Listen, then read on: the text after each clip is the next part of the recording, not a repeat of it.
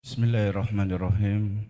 Assalamualaikum warahmatullahi wabarakatuh.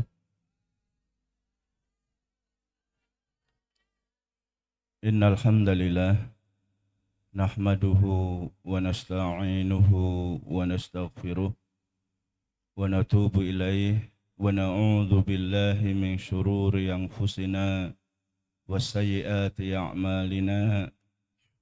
Man yahdihillahu fala mudilla lahu wa man yudlil fala hadiya lahu. Asyhadu an la ilaha illallah wahdahu la syarika lahu wa asyhadu anna Muhammadan abduhu wa rasuluhu la nabiyya ba'dah. Qala Allah ta'ala ya ayyuhalladzina amanu taqullaha haqqa tuqatih wa la tamutunna illa wa antum muslimun fa inna asdaqal hadithi kitabullah wa khairal huda hudan nabiyyi sallallahu alaihi wasallam syarrul umuri muhdatsatuha fa inna kulla muhdatsatin bid'ah wa kulla bid'atin dhalalah wa kulla dhalalatin finnar. Masyarul muslimin muslimat, jamaah pengajian yang dimuliakan Allah Subhanahu wa taala. Di kesempatan yang berbahagia ini tidak lupa kita ingatkan untuk kita semua agar senantiasa menjaga dan meningkatkan keimanan kita hanya kepada Allah Subhanahu wa taala, dengan memurnikan semua ibadah yang kita lakukan kita tujukan hanya kepada Allah Subhanahu wa taala, bukan kepada selainnya. Dan marilah kita tingkatkan takwa kita kepada Allah Subhanahu wa taala semampu diri kita melaksanakan yang diperintahkan oleh Allah Subhanahu wa taala dan menjauhi dari apa yang dilarang oleh Allah Subhanahu wa taala. Dan kita mengetahui dan kita pahami bahwasanya di dalam agama kita ini tidak ada perintah dan tidak ada larangan kecuali yang diperintahkan oleh Allah Subhanahu wa taala dan Rasulnya Shallallahu alaihi wasallam, dan yang dilarang oleh Allah Subhanahu wa taala dan Rasulnya Shallallahu alaihi wasallam. Dan marilah senantiasa kita tingkatkan rasa syukur kita kepada Allah Subhanahu wa taala dengan berharap semakin banyak kita bersyukur kepada Allah Subhanahu wa taala, Allah terus memberikan nikmat kepada diri kita. Amin ya rabbal alamin. Jamaah yang dimuliakan Allah Subhanahu wa taala, dan di kesempatan yang berbahagia ini insyaallah taala kita akan pelajari bersama tentang sholatul musafir. Bagaimana sholat seorang musafir? Karena kita tahu terutama warga sini sering safar, sering piknik ya.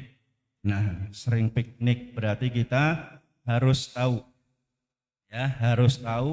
bagaimana kaidah sholatnya orang yang bersafar, orang yang melakukan perjalanan.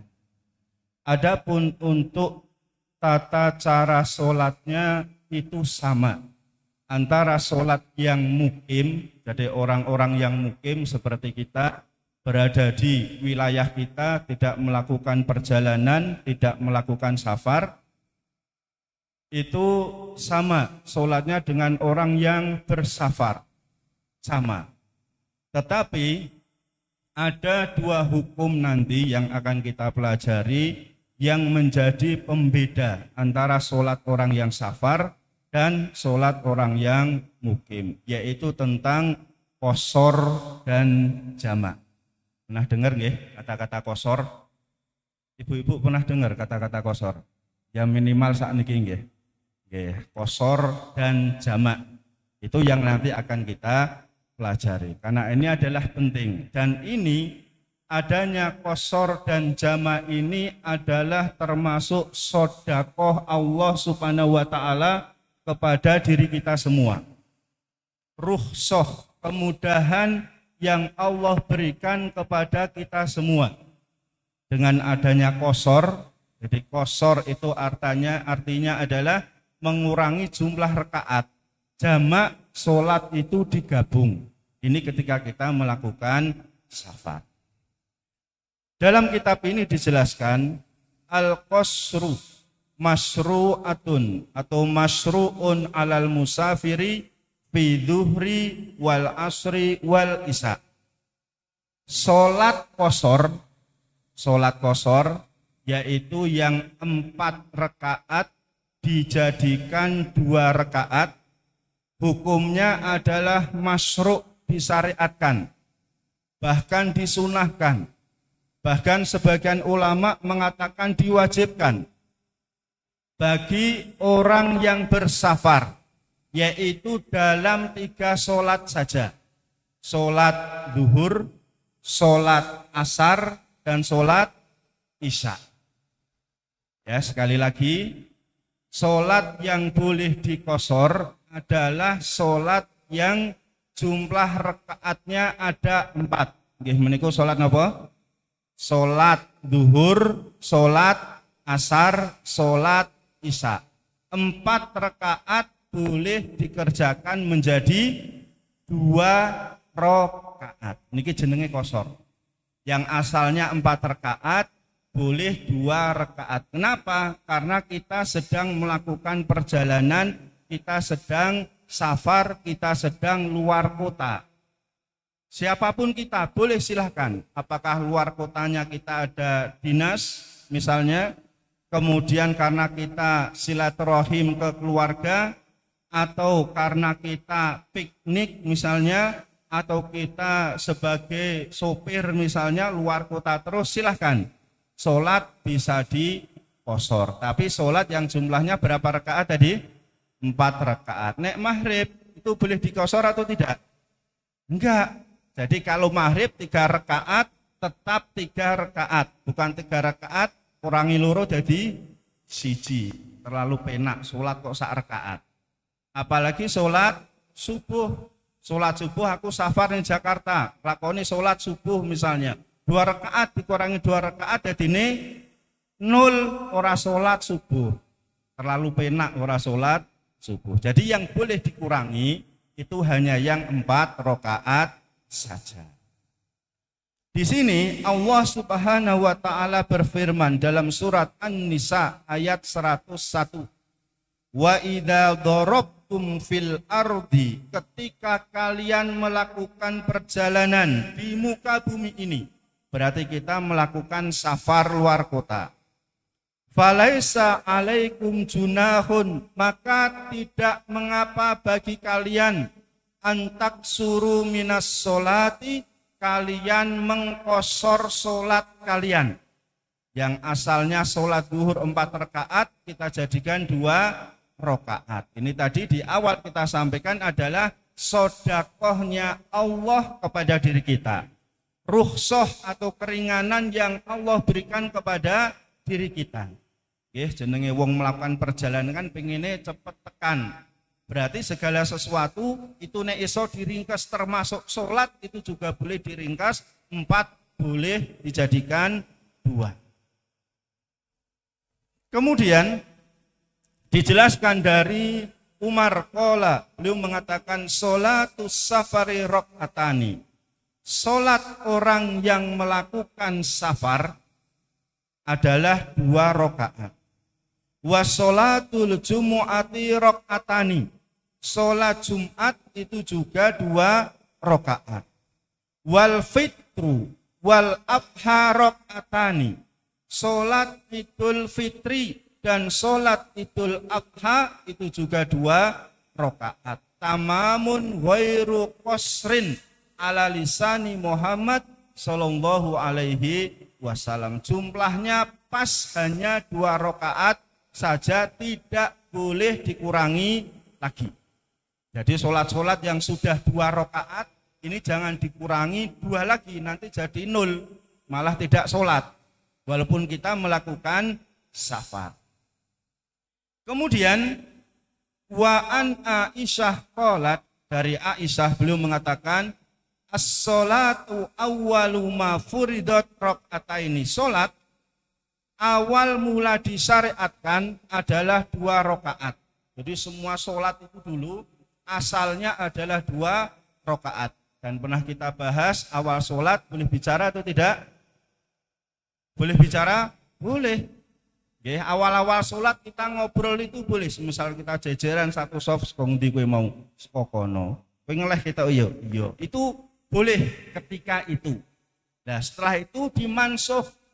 Jadi ada syariat baru yang menjelaskan Allah menurunkan wahyu lagi wa qumu lillahi qanitin, dan dirikan sholat dalam keadaan khusyuk. Dalam keadaan khusyuk artinya tidak boleh berbicara lagi. Tapi anak-anak boleh ya. Jadi nek sholat karo ngomong boleh enggak? Karo gojek kowe entuk kok ya. Ya, burung salam wis mlayu kowe entuk kok. Itu nek bocah cilik, nek bocah gede ora entuk. Ya, bocah tua tidak diperbolehkan. Fa uqirat sholatus safari, kemudian ditetapkan sholat safar. Wa utimat sholatul hadar, kemudian ditetapkan 2 rakaat untuk sholat safar, kemudian disempurnakan 4 rakaat untuk sholat yang tidak safar. Ini adalah dasar hukum awal. Jadi kita memahami bahwasanya ketika kita melakukan safar, perjalanan luar kota, berarti sholat itu sunnahnya adalah di qasar. Ya, sunnahnya di qasar. Sekarang kita lihat masafatul qasri. Jarak orang boleh mengqasar sholat itu berapa?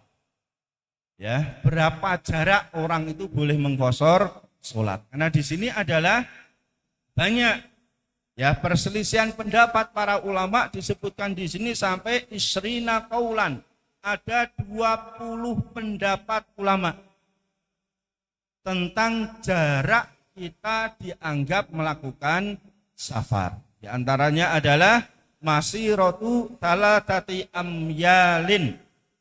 Di antara pendapat pertama itu kalau kita melakukan perjalanan jarak 3 mil, 1 mil itu 1,6 km, sekitar 5 km kita safar, itu sudah melakukan perjalanan, itu sudah disebut sebagai safar.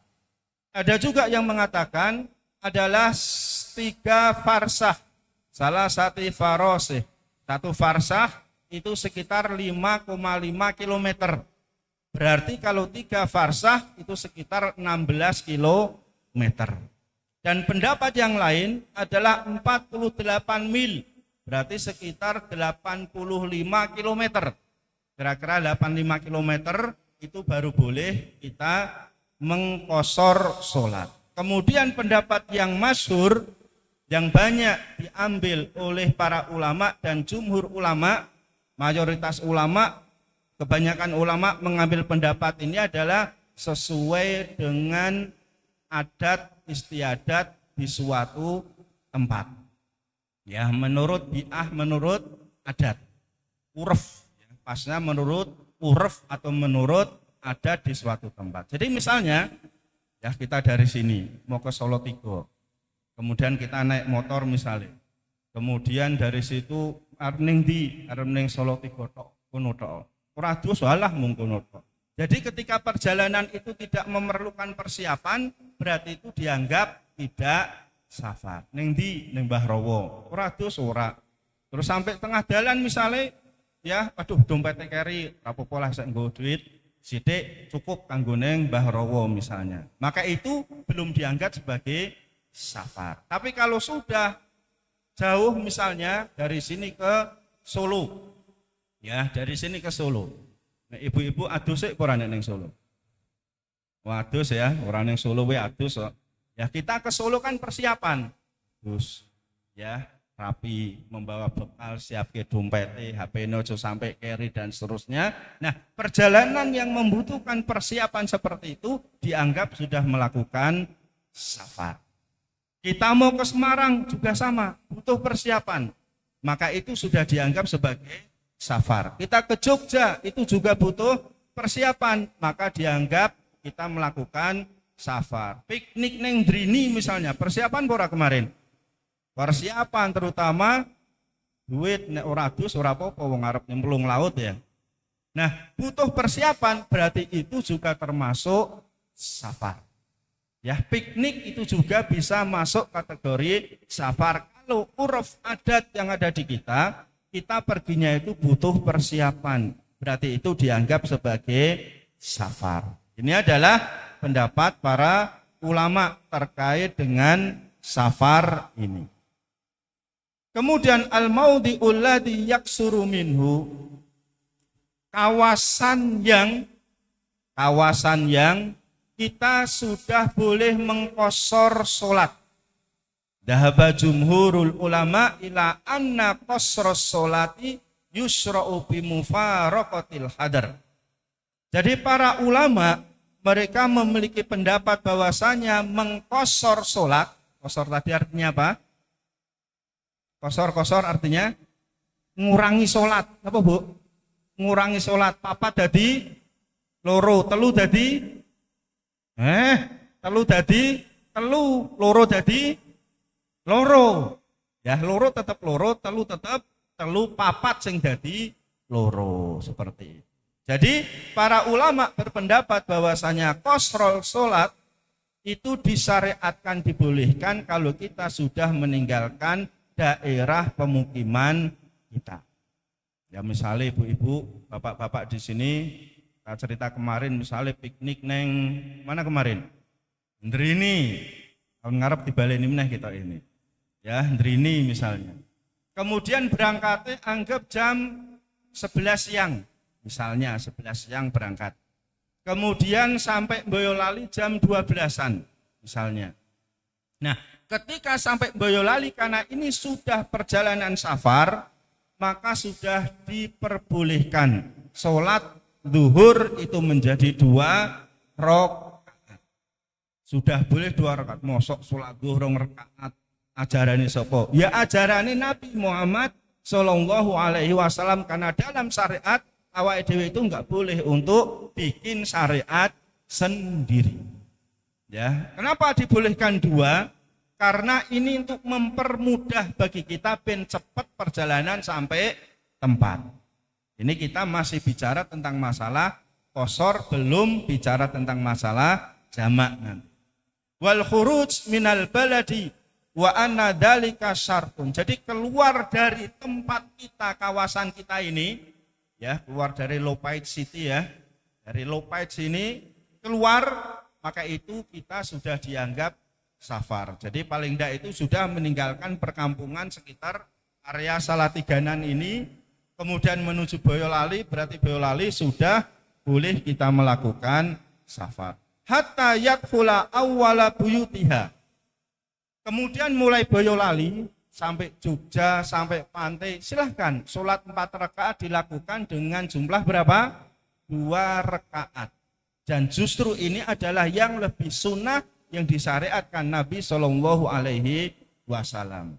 Berarti nek safar ki sholat 4 rakaat karo 2 rakaat apik endi ini kira-kira? Apik 2 rakaat. Kenapa? Hadiah dari Allah Subhanahu Wa Taala untuk kita. Sedekah Allah untuk diri kita. Rukhsah keringanan Allah untuk diri kita. Biar kita itu mudah, gampang melakukan perjalanan. Nah, sampai di pantai tetap kita sholat 2 rakaat, kemudian pulang lagi, ya lewat Jogja misalnya, lewat mana kemarin? Semin atau lewat Prambanan. Serarti ya turu ya, sementing tekan gone. Kemudian balik sampai Boyolalinan misalnya, masih boleh silahkan melakukan sholat 2 rakaat. Dan misalnya ya maghrib itu sampai Boyolali, kemudian isya sampai rumah. Berarti ketika sudah sampai rumah, sholat isya-nya 2 rakaat atau 4 rakaat? 4 rakaat, karena sudah sampai ke tempat kita lagi, sudah bukan safar. Nah, ini adalah syariat yang diajarkan Nabi Shallallahu Alaihi Wasallam kepada diri kita, biar kita lebih mudah untuk melakukan perjalanan. Kemudian Ibnul Mundhir mengatakan wala a'lamu annan nabiyya sallallahu alaihi wasallam qasara fi safari min asfarihi illa ba'da khuruji minal Madinah. bahwasanya Nabi Muhammad Shallallahu Alaihi Wasallam mengqashar dalam safar-safar beliau setelah beliau itu keluar dari kota Madinah. Jadi Nabi itu kan sering keluar, ya sering keluar dari kota Madinah ketika itu. Kemudian setelah keluar dari Madinah, beliau itu mulai mengqashar sholat. Sebagaimana dikatakan Anas, sholaitu dhuhra ma'an Nabi Shallallahu Alaihi Wasallam bil Madinah arba'an.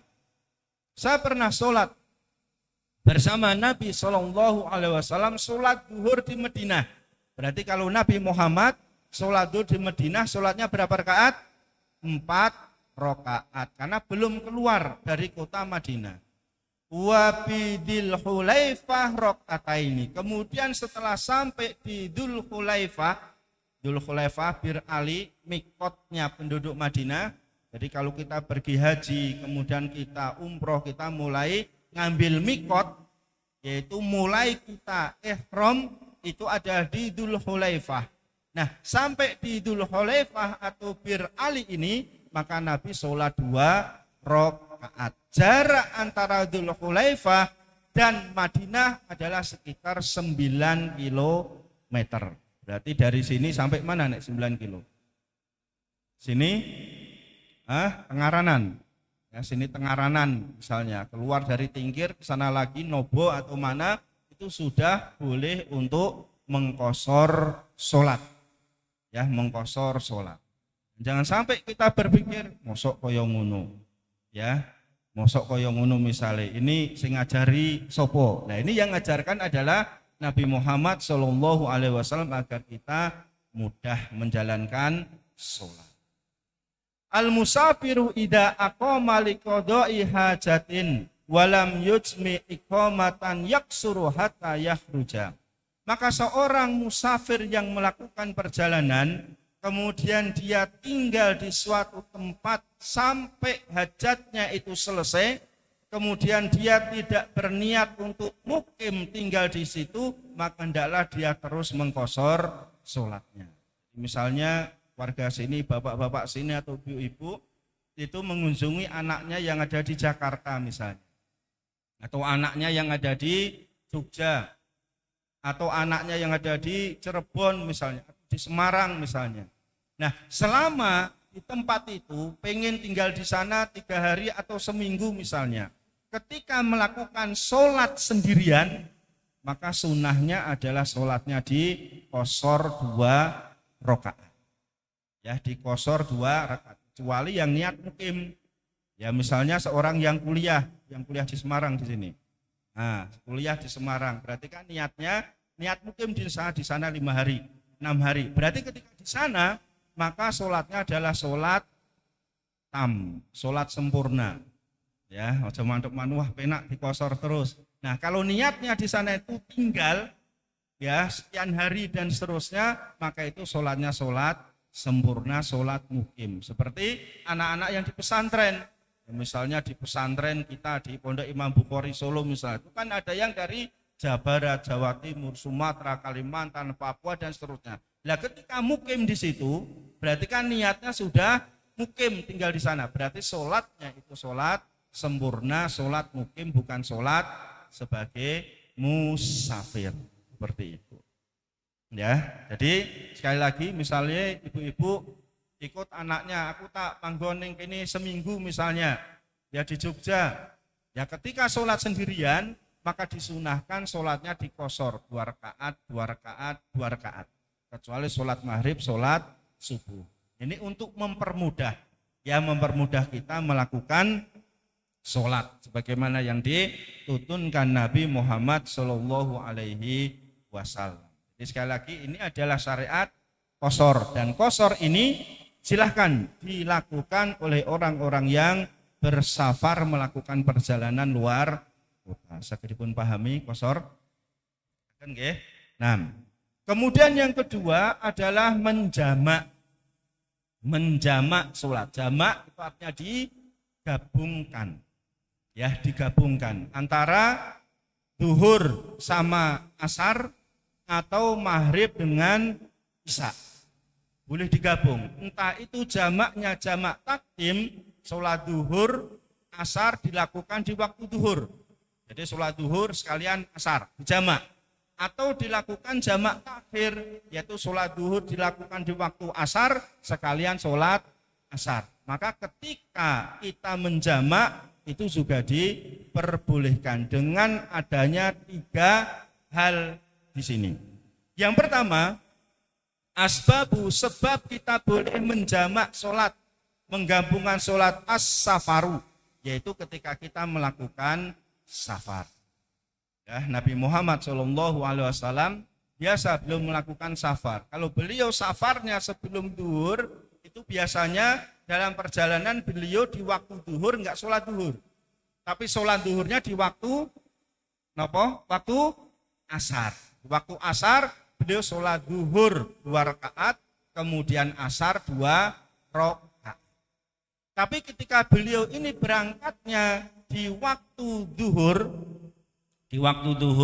dan beliau ingin menjamak sholat, ya menjamak sholat, berarti sholat duhur di Madinah itu 4 rakaat, sekaligus sholat asarnya di Madinah 4 rakaat, itu boleh. Jadi misalnya dengan jantan misalnya mau safar ke Jogja di waktu duhur misalnya, jadi sudah sholat duhur, kemudian daripada nanti sholat asar di perjalanan itu sulit, boleh misalnya sholat duhur berapa rakaat?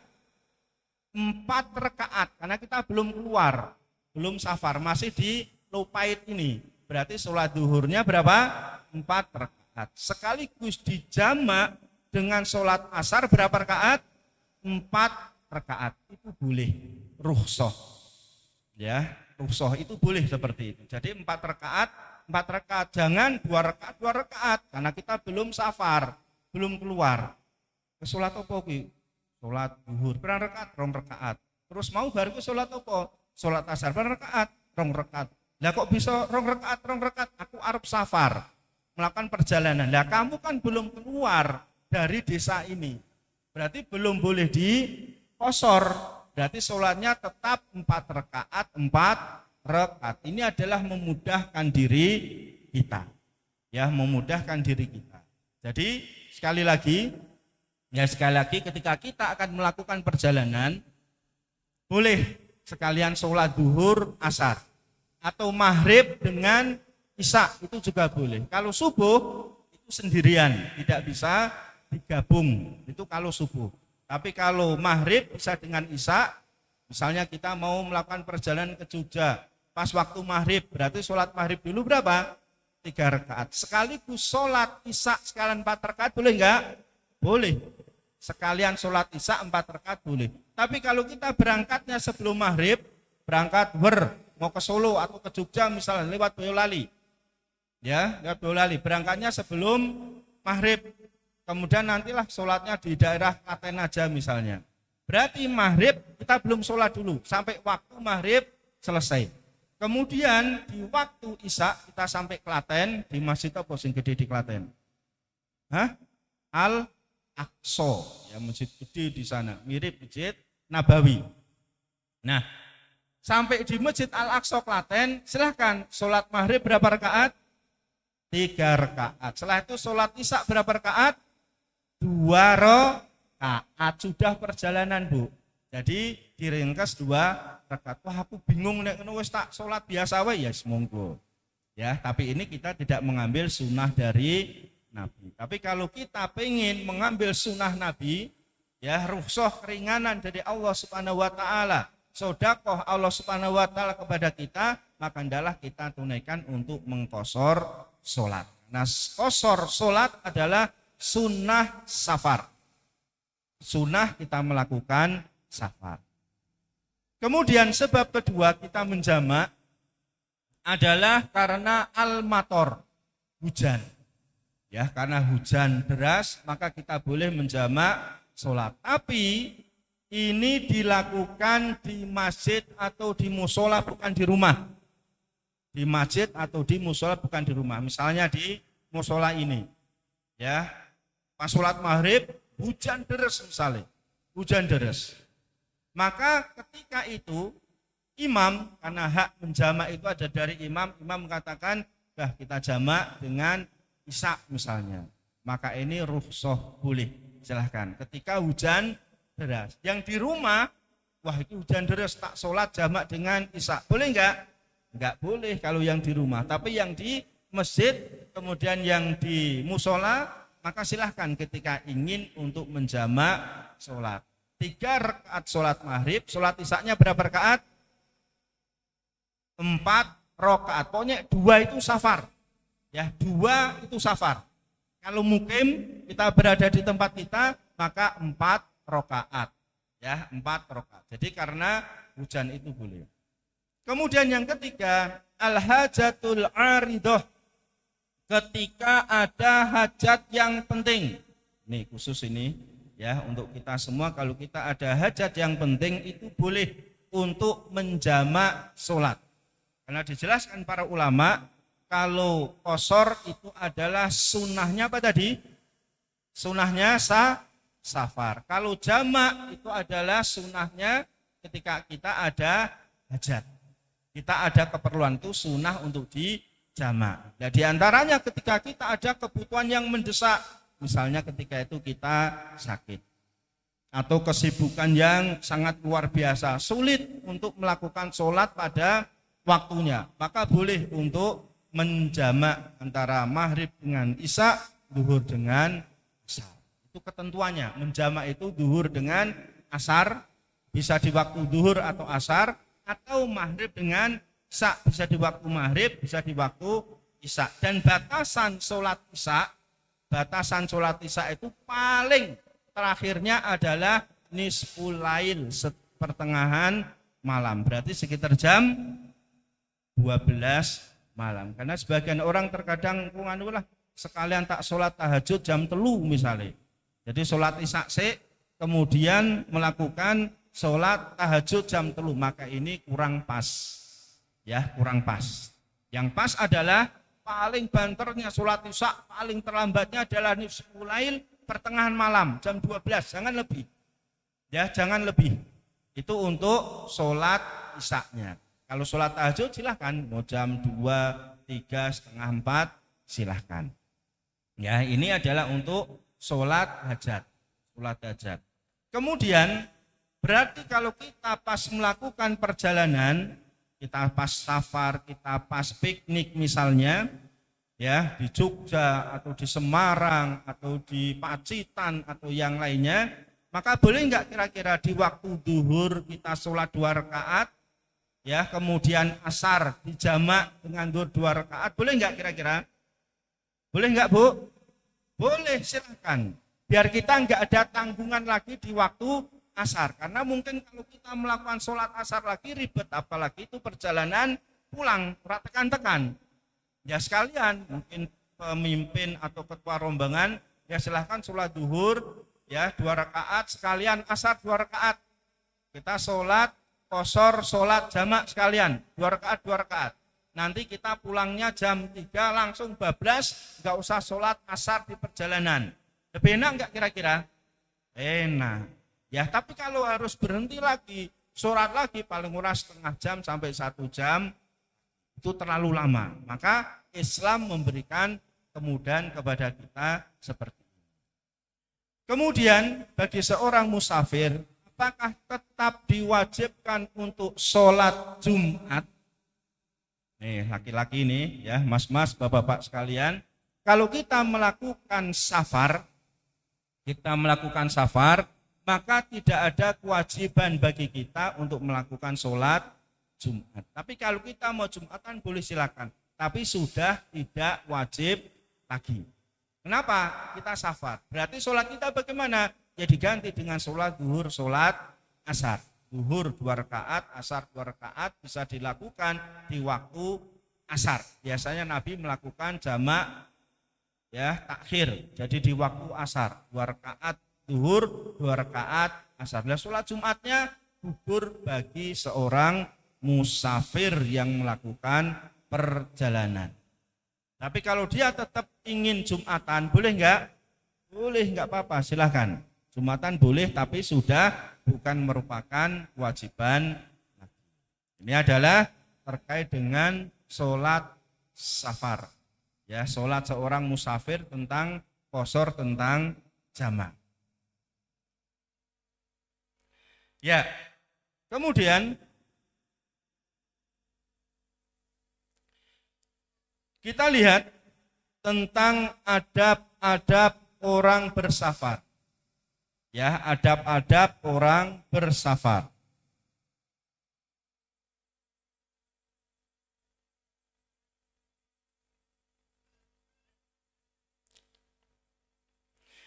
Di antara adab-adab orang bersafar, karena kita semua kan sering safar ya, kita sering keluar kota. Itu ada beberapa adab. Di antaranya yang pertama, sebisa mungkin kita melakukan safar itu tidak sendirian. Ya, tidak sendirian, tapi bisa bersama dengan orang lain.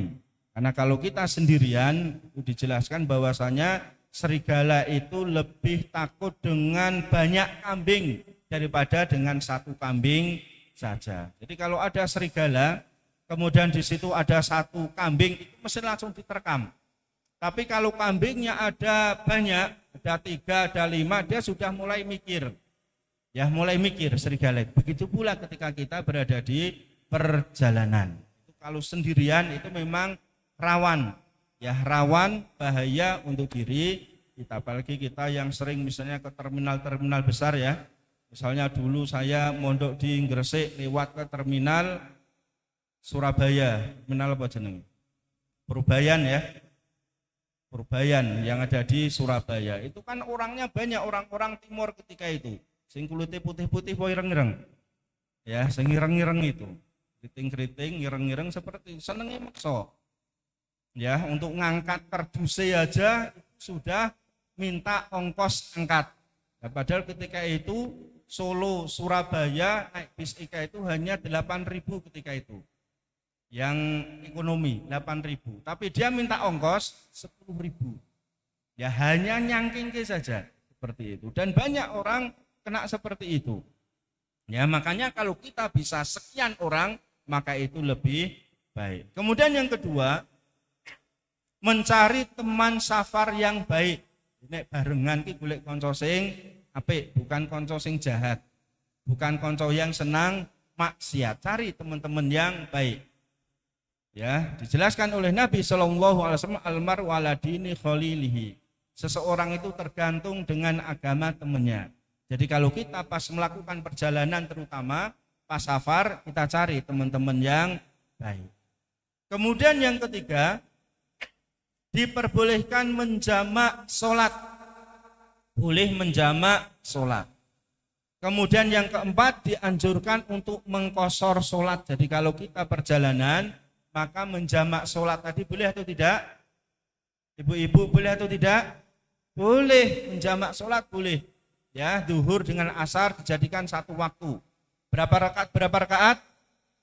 2 rakaat, 2 rakaat. Seperti sholat subuh persis, 2 rakaat, 2 rakaat. Kemudian maghrib sama isya itu juga boleh dijamak.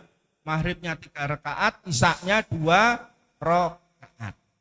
Ya, jadi boleh untuk menjamak dan disunahkan untuk mengqashar.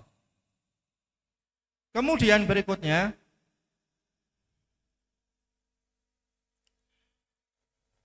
dianjurkan sholat di darat selama masih memungkinkan. Jadi maksudnya ketika kita berkendaraan atau kita naik kereta api, kita naik pesawat, kita naik kapal misalnya, diupayakan kalau kita bisa sholat di daratan, maka itu lebih baik. Jadi misalnya kita naik bis misalnya, itu kalau kita enggak sholat di bis, itu lebih baik bagi diri kita. Jadi semisal dari sini ke Jakarta, bis pasti berhenti di mana? Yang biasa nih Jakarta, Gringsing, ya daerah Woleri, betul nggih Pak? Daerah Woleri itu mesti berhenti. Nah, kalau berangkatnya dari sini sekitar jam 4:30 misalnya, kita kan sudah sholat asar di sini. Kemudian maghrib sudah lewat, kita nggak usah sholat dulu. Maghrib di bis nggak usah sholat. Kemudian nanti sekitar jam 7:30 atau jam 8 sampai di Gringsing, Woleri, ya daerah Batang di sana, maka kita sholat di sana. Maghrib berapa rakaat? 3 rakaat, isya 2 rakaat. Ya, maghrib 3 rakaat, isya 2 rakaat, sholat di sana. Tapi misalnya memang tidak ada waktu untuk turun, ya silahkan kita sholat di kendaraan. Jadi misalnya setelah itu kan 12 bis. Kemudian subuh biasanya tidak berhenti sampai Jakarta dulu ketika belum full tol ya. Itu sampai Jakarta itu anggap jam 7 pagi. Kemudian pernah saya naik bis tanya kepada kondektur atau kernetnya, Pak ini nanti sholat subuh di mana? Berhenti enggak? Mungkin di pom bensin atau enggak, kita terus saja. Terus sholatnya gimana? Kemudian kata kernetnya itu, yuk sholat kan bisa di bis toh mas. Oh ya pinter ini kernetnya ini. Jadi kernetnya pinter juga, sholat kan boleh di bis toh mas. Ya pinter. Kemudian akhirnya karena enggak turun, ya bis enggak berhenti, kita sholat di kursi. Ya di kendaraan. Kita lihat terus kernetnya, oh pinter ngomong tok enggak taunya. Ternyata dia tidak sholat subuh, tapi dia punya teori sebetulnya pinter. Sholat boleh di kendaraan toh mas, boleh di bis. Oh ya benar seperti itu. Ya, kenapa kita menghindari sholat di atas kendaraan? Kenapa? Karena bis itu tidak mesti menghadap ke arah kiblat. Ya, kemudian seandainya kita itu mau pergi ke Jawa Timur misalnya, berarti kan ke arah Ngitan, ke Jawa Timur Ngitan ya, arah Ngitan kita. Kemudian kita mau sholat, kan nggak mungkin kita balik badan ngadepi senderan kursi sholat, mungkin nggak kira-kira? Ya nggak mungkin, mau nggak mau kita sholat sesuai dengan kursi jok yang ada pada diri kita, sholat kita ngadep Ngitan. Tapi ketika keadaan darurat seperti itu boleh. Makanya dijelaskan para ulama, afdoliyahnya adalah sholat itu di musola atau masjid yang bis itu berhenti di situ. Kecuali terpaksa tadi kayak sholat subuh, bis nggak berhenti, berarti kita sholat di kendaraan itu boleh. Begitu pula di pesawat misalnya, di kereta api, kalau masih memungkinkan kita bisa sholat di darat, sholat di darat. Kalau nggak memungkinkan berarti sholat di atas kendaraan itu diperbolehkan. Kemudian yang nomor 7, adab yang nomor 7 adalah, atau keenam, itu adalah membaca doa keluar rumah. Kalau mau safar minimal kita baca apa? Bismillah. Syukur-syukur kita bisa membaca ya doa keluar rumah. Biasanya dibaca apa? Bismillahi tawakkaltu 'alallahi wala haula wala quwata illa billah. Terpinter ibu-ibu ini. Kita terlalu sering safar ini.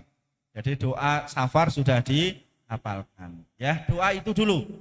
Ya, kemudian yang ketujuh adabnya adalah berpamitan dengan keluarga atau tetangga. Nek lungoki pamit, wer tekan ngendi. Ya setidaknya keluarga kita tahu.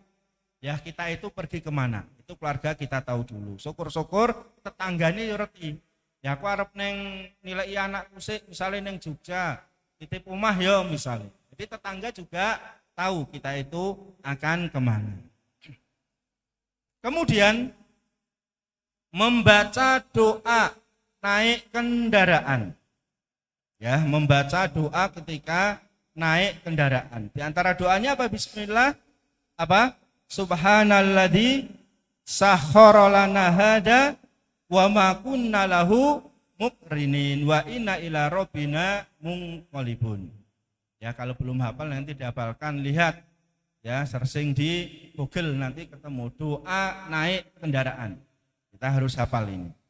Kemudian adab ke-9, memperbanyak doa ketika kita berada di perjalanan. Oke, jamaah sekalian yang dirahmati Allah Subhanahu wa taala, ini penting. Ya, ibu-ibu sekalian, doa di atas kendaraan penting atau penting? Penting. Kenapa? Karena istilahnya kalau kita di atas kendaraan, nyawa kita itu udah di ujung tanduk. Kita naik motor itu sekali bres, ya sudah. Kita naik kendaraan pribadi, bres, itu sudah akan mencelakakan diri kita. Dengan meleng ngantuk 2 detik itu sudah sangat bahaya. Bis, betapa banyak bis juga mengalami kecelakaan. Kereta api apalagi, pesawat yang semplung laut. Assalamualaikum warahmatullahi wabarakatuh. Sudah salam itu. Ya, maka ketika berada di kendaraan kita banyak berdoa kepada Allah Subhanahu wa taala. Jangan seperti sebagian orang Ya ning jero bis malah seneng-seneng nyanyi-nyanyi, apa? Karaokean dan seterusnya, jingklak-jingklak dan seterusnya. Maka ini bukan termasuk adab Islam. Ya, adab Islam di kendaraan ya sudah, kalau ngobrol-ngobrol biasa silahkan ngobrol. Tapi harus banyak apa tadi? Berdoa. Ya, banyak berdoa, dikurangi nyanyine. Ya karaokeane ojo di atas bis, ditahan dulu. Ya karena sekali kelewat supire itu nyawa kita jelas terancam, dan kalau kita pas nyanyi-nyanyi, singsongan dan seterusnya meninggal dunia itu bukan meninggal dalam keadaan baik. Ya, tapi kalau kita pas berdoa misalnya, maka insya Allah meninggal dalam keadaan baik. Insya Allah Ta'ala. Ya, ini dijadikan tradisi kita. Tradisi baik ketika di atas kendaraan, entah kita banyak berdoa atau kita ngobrol atau kita tidur silahkan, tetapi doa jangan sampai lupa dari diri kita. Kemudian kalau urusan sudah selesai, ada ke-10, bisa segera untuk pulang ya ke rumah kita masing-masing, gua lalu mampir kemana-mana karena mungkin untuk keluarga kita itu sudah menunggu diri kita. Jamaah yang dimuliakan Allah Subhanahu wa Ta'ala, jadi itu yang bisa kita bahas di malam hari ini sedikit, mudah-mudahan bisa memberikan tambahan ilmu bagi diri kita. Ternyata Allah Subhanahu wa Ta'ala itu memberikan kemudahan kepada diri kita, memberikan sedekah kepada diri kita, memberikan rukhsah keringanan kepada diri kita ketika kita melakukan safar, ketika kita melakukan perjalanan. Dan seorang hamba yang terbaik adalah rukhsah keringanan, hadiah, sedekah dari Allah Subhanahu wa Ta'ala hendaklah kita ambil. Ya, hendaklah kita ambil karena Allah Subhanahu wa Ta'ala senang ketika rukhsahnya diambil, sebagaimana Allah senang fardu-fardunya itu dilaksanakan oleh para hamba. Sekali lagi, ketika kita melakukan perjalanan, di antara sunnahnya adalah kita mengqashar sholat. Kemudian kalau waktunya mepet silahkan untuk menjamak sholat, karena ini termasuk syariat dari Nabi SAW kepada diri kita semua. Dan khusus para laki-laki adalah tidak ada kewajiban melakukan sholat Jumat. Tapi kalau dia mau sholat Jumat silahkan, diperbolehkan. Karena terkadang kita semisal jajan atau kita lewat di pertokoan misalnya, kok enek wong lanang-lanang rado sholat Jumat ini. Ya mungkin dia itu para musafir yang mungkin kalau sholat Jumat malah lelah dan seterusnya, kemudian dia hanya layah-layah, kemudian waktu dipakai untuk makan dan seterusnya, ya bisa jadi seperti itu. Ya, jadi ini yang bisa kita pelajari, kita kaji di malam hari ini sedikit, mudah-mudahan bisa bermanfaat untuk kita semua. Ya, ada benarnya dari Allah Subhanahu wa Ta'ala, ada kekurangan salah dari saya pribadi, dan mudah-mudahan Allah Subhanahu wa Ta'ala senantiasa memberikan istiqomah kepada diri kita semuanya, memberikan semangat kepada diri kita semua untuk terus mempelajari agama yang mulia ini. Insya Allah Ta'ala kalau kita senantiasa belajar agama ini, sedikit demi sedikit ilmu agama itu akan kita pahami dan lebih terbuka agama Islam itu untuk diri kita. Dan ternyata beragama Islam itu adalah mudah, ya tidak sulit, tapi adalah mudah. Wallahu a'lam bishawab wa akhiru da'wana alhamdulillahirabbil alamin. Wassalamualaikum warahmatullahi wabarakatuh.